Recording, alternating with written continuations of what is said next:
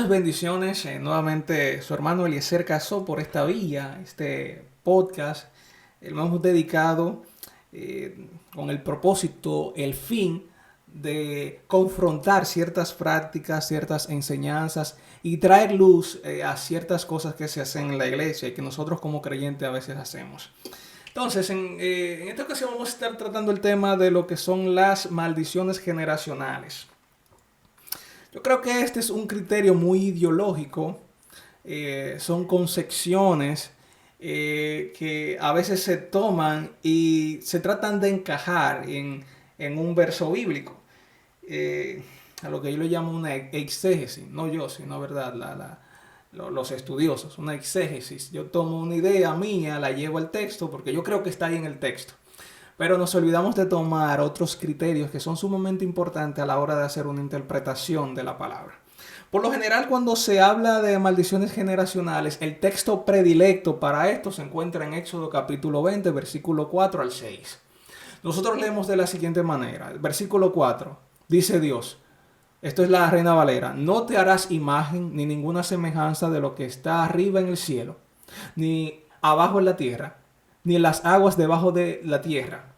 Verso 5. No te inclinarás a ellas, ni la honrarás, porque yo soy Jehová tu Dios, fuerte, celoso, que visito la maldad de los padres sobre los hijos hasta la tercera y cuarta generación de los que aborrecen o los que me aborrecen. Verso 6. Y hago misericordia a millares, a los que me aman y guardan mis mandamientos. Pero para entender un poco más este texto, me gustaría compararlo con otra versión. La versión viviente dice de la siguiente manera. Verso 4. No te hagas ninguna clase de ídolo ni imagen de ninguna cosa que está en los cielos, en la tierra o en el mar. Verso 5 dice, no te inclines ante ellos, ni les rindas culto, porque yo, el Señor tu Dios, soy Dios celoso, quien no tolerará que entregues tu corazón a otros dioses, extendiendo los pecados de los padres sobre los hijos.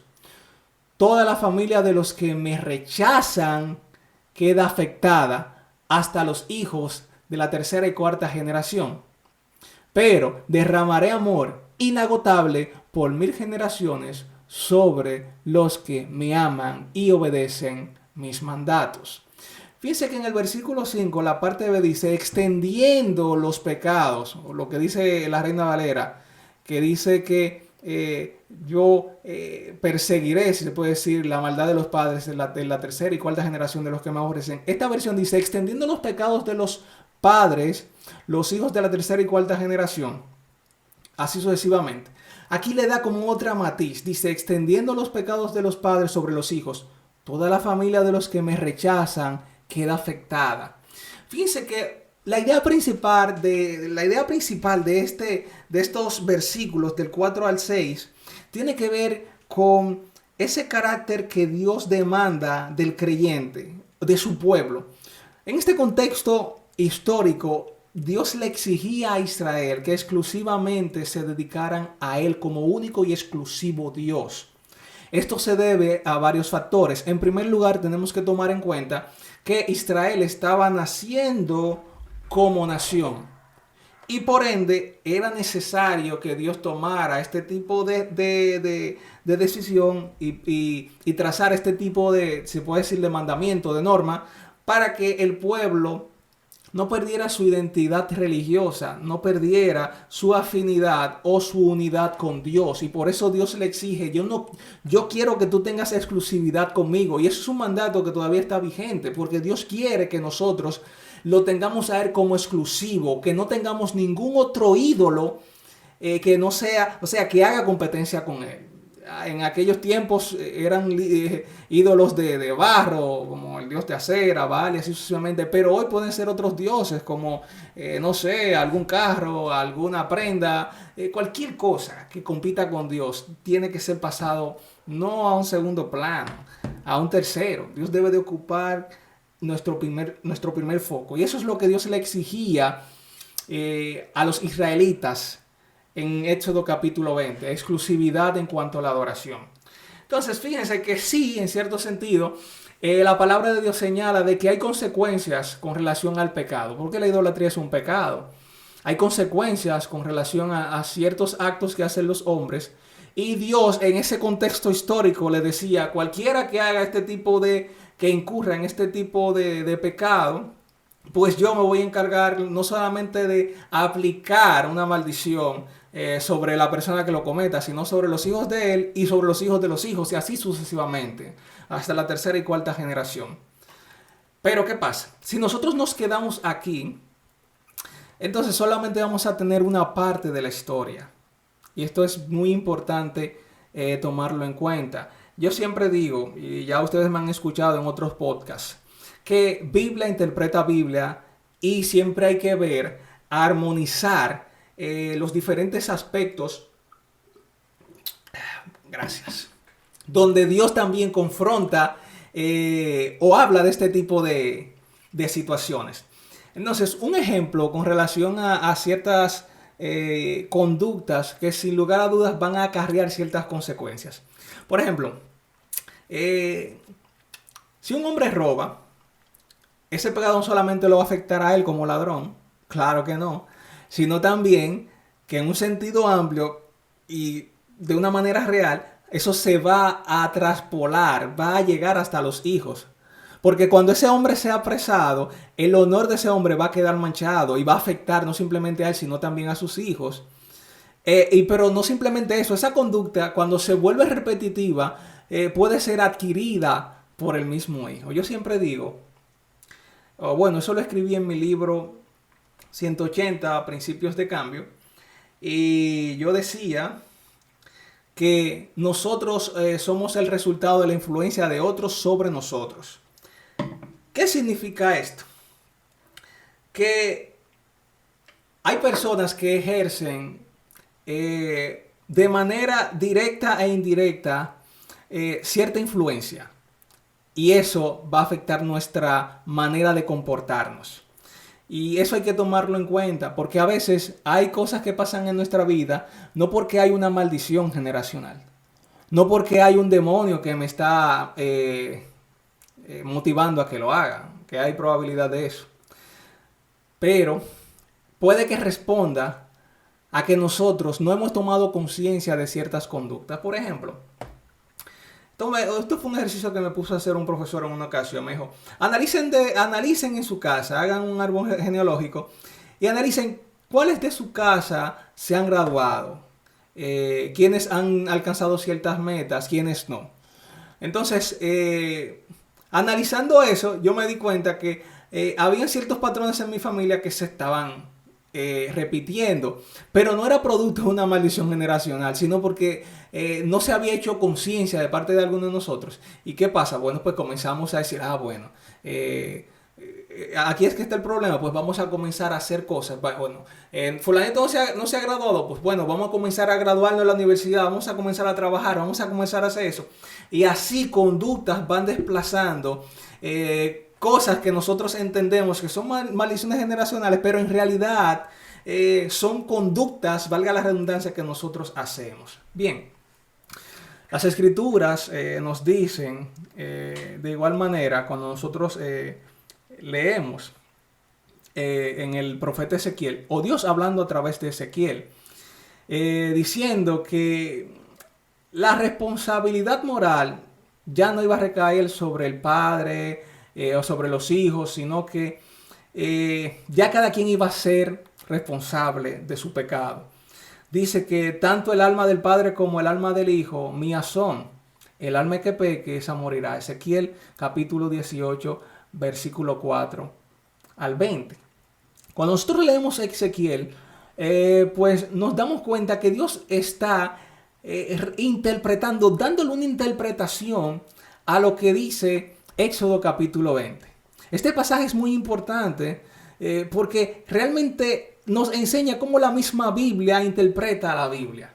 Y no nos deja en ese vacío, se puede decir, normativo, sino que nos hace ver realmente cómo Dios a través de Ezequiel le dice, mira, sí, es verdad, en un tiempo pues este era el criterio, pero ahora yo le digo, yo soy el dueño de toda alma viviente y ya yo no voy a hacer recaer la responsabilidad moral de un padre que cometió un pecado sobre un hijo que no ha hecho nada. No, no, nada de lo contrario. La escritura nos dice igualmente que si un hijo de padre idólatra y adúltero, viendo las malas obras de su padre, teme a Dios y cambia de su camino, nada de lo que el padre hizo caerá sobre este hijo. Bien, entonces, viéndolo ahora desde el punto de vista de la conversión y el arrepentimiento individual, entonces vemos que la conversión, el arrepentimiento rompe con la existencia de cualquier maldición generacional que se pueda tener. Esto es gracias al sacrificio que Jesucristo hizo en la cruz del Calvario. Esto es muy importante tenerlo en cuenta, porque a veces nosotros creemos que el diablo tiene cierta legalidad o que un pacto que hizo mi padre o mi abuela No, no, no, no. Si usted tiene ese criterio, es un criterio muy errado, sí, lo digo responsablemente. Y eso es tener un concepto muy bajo, pero muy, muy bajo, de lo que es el sacrificio de Jesús en la cruz del Calvario. Y no simplemente del sacrificio que hizo Jesús en la cruz del Calvario, sino contradictorio a lo que dice Ezequiel capítulo 18 con relación a la responsabilidad que Dios le asigna a cada individuo, diciendo: ya el alma que peque, esa morirá. Pero hay más, ya que Pablo nos aclara que había un escrito de una deuda que nos era contraria, es decir, la maldición de la ley que apuntaba, ¿verdad?, hacia aquellos que pecaban. Y dice, ya no hay efecto sobre los que están en Cristo Jesús. Porque dice en Colosenses capítulo 2 versículo 13 al 15, dice: y cuando estabais muertos en vuestros delitos y en la incircuncisión de vuestra carne, os dio vida juntamente con él, hablando de lo que Dios hizo por medio de Cristo en favor de nosotros. Dice: habiéndonos perdonado todos los delitos, habiendo cancelado el documento de deuda que consistía en decretos contra nosotros y que nos era adverso, y lo ha quitado clavándolo en la cruz, y habiendo despojado a los poderes y autoridades, es decir, toda influencia demoníaca, hizo de ellos un espectáculo público, triunfando sobre ellos por medio de él. Eso fue lo que Dios hizo en la cruz del Calvario. De manera que esta ideología o esta forma de pensar de que yo tengo una maldición generacional porque fulanito, mi papá se pulió con Punta Quinte, mi abuelo con fulanito de tal, y eso me cae a mí. No, no, no, no. Eso en Cristo se rompe. Eso en Cristo, según la cristología del mismo Nuevo Testamento, es imposible que una persona que haya entrado en contacto con la redención, no simplemente, porque yo quiero que usted entienda esto, es el sacrificio de lo que implica el sacrificio de la cruz de Jesús para nosotros. Dice Gálatas capítulo 3 versículo 13. Cristo nos redimió de la maldición de la ley, habiéndose hecho maldición por nosotros, porque escrito está: maldito todo el que es colgado en un madero. Hay personas que toman este texto, lo tergiversan y quieren seguir justificando la mala práctica errónea de que hay una maldición generacional. No, no, no, no.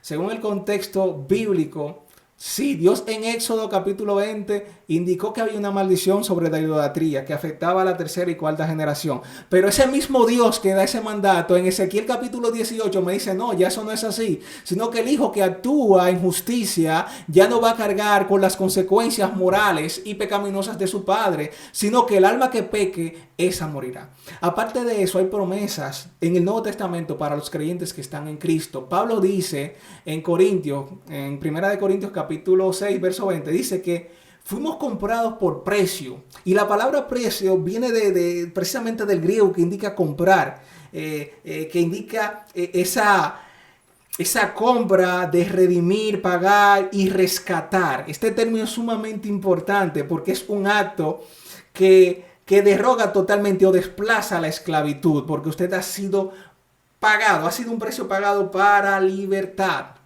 Entonces, ahora que nosotros tenemos estas grandes promesas por medio de Cristo Jesús, debemos de estar más confiados y más arraigados en su palabra. Pablo dice en Efesios capítulo 1, me parece, versículo 13, que en Cristo nosotros fuimos bendecidos con toda bendición espiritual. Y aparte de eso, mis hermanos, no hay nada, como dice Pablo en Romanos capítulo 8, en sus últimos versículos, no hay nada que nos pueda separar del amor de Dios que es en Cristo Jesús. Ninguna cosa creada, ya sean ángeles, serafines o potestades, principados, nada. Entonces yo quiero que usted tome eso bien en cuenta. Cuando usted vaya a pensar, pero en realidad, analice la Biblia. Léase Ezequiel capítulo 18 completo. Analice y vea cómo Dios ya no responsabiliza el pecado del padre sobre los hijos, sino que hace responsable a cada quien. Pero no simplemente eso, vea la cruz y descanse en la cruz y vea que ese sacrificio que Jesús hizo en la cruz del Calvario es perfecto y ya usted no tiene que romper con lo que hizo su padre, con lo que hizo su abuelo, porque ya lo que Cristo hizo en la cruz del Calvario es suficiente. Ahora bien, si usted entiende que lo que Jesús hizo en la cruz del Calvario no es suficiente y que usted tiene que agarrar y hacer un protocolo y un proceso de una sección o de 3 secciones yendo con fulanito, bueno, pues yo lo respeto eso, pero eso no es lo bíblico. Así que nada, mis hermanos, espero que esto haya sido de bendición. Cualquier duda, queja, reclamación, por favor escríbame. Quise ser bien preciso, pero me pasé con unos minutitos.